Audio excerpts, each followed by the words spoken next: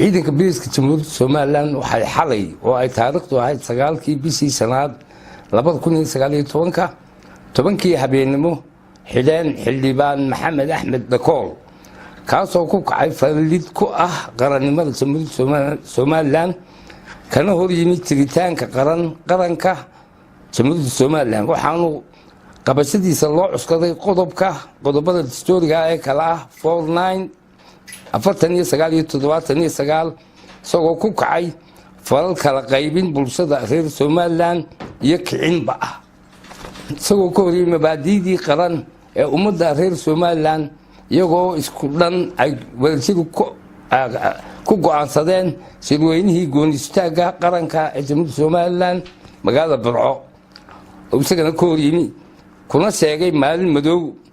oo cid gaar ah leedahay taasoo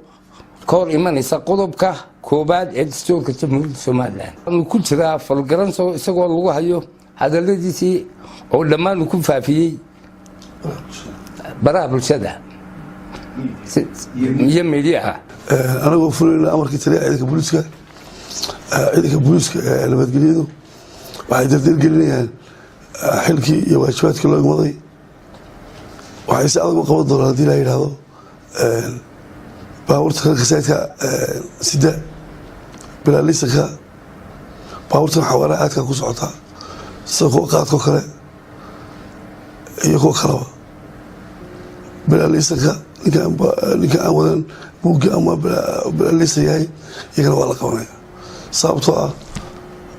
dabad ogtii baryahan dambe shilalkii aad iyo aad bay nagu bateen shilalkaasna waxa ugu wacan asbaabaha aan loo soo sheegnay iyadoo taa laga duulayo ayuu taliya ciidanku mar koowaad iyo mar labaadba wuxuu soo saaray awaamiirtan in si adag looga shaqeeyo gaadiidka